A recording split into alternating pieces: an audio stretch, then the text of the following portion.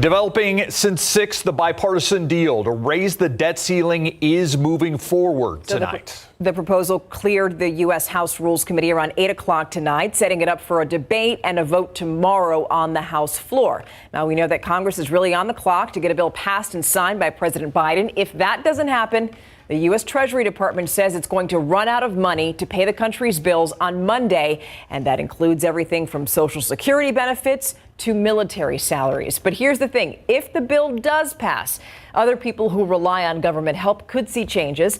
The Night Team's John Paul Barajas takes a closer look at how people who rely on the government for food would be affected.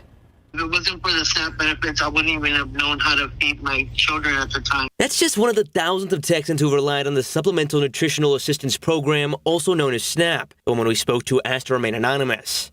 As for the need for food assistance, it's only grown since the pandemic. And the tentative debt deal in Congress could make it tougher for some Americans to qualify. If they cut SNAP a little bit, it could mean that the food bank would have to double in size. And right now, with the amount of food that I have, I can't do that. San Antonio Food Bank CEO Eric Cooper says stricter rules could force some SNAP recipients to turn to other resources like the food bank. As of April, nearly 122,000 people in Bexar County have received SNAP benefits. Guadalupe County has nearly 6,000, followed by just over 4,000 in Comal County. Mrs. Cooper says the food bank is entering its busiest season. It's when kids are missing their school lunch and breakfast, their home. Child care costs go up for families trying to figure out how to take care of kids and balance work. Summer heat brings high utility bills. The debt ceiling deal would expand work requirements for those who are considered able-bodied and do not have children.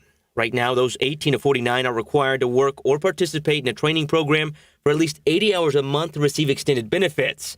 Under the bipartisan agreement, the rule would gradually bring the maximum age to 54 by 2025. It would expire in 2030. The SNAP recipient we spoke to is 56. It's a training program, and it's going to help me get a job even better. And if it helps me keep my stamps, well, even better. Now, the changes are still just a proposal, but the U.S. House could vote on the debt ceiling deal tomorrow night. As for the food bank, they say regardless of what happens, the cost of food and the demand are still an issue. So if you're interested in donating or volunteering your time, we'll have a link on our website, ksat.com. At the food bank, John Paul Barajas, KSAT 12 News. Thank you, John Paul. There could definitely be a ripple effect that we will feel here in San Antonio and South Texas. Again, like John Paul said, by this time tomorrow, U.S. House lawmakers could be headed to a vote on that debt deal. So what are some of the things that could happen if it's passed? Well, first, IRS funding, that would be cut. People who have student loans would have to start repaying them again. And also, COVID relief funds would be reduced. The deal would also keep in place full funding for veterans' health care and would cap non-defense spending.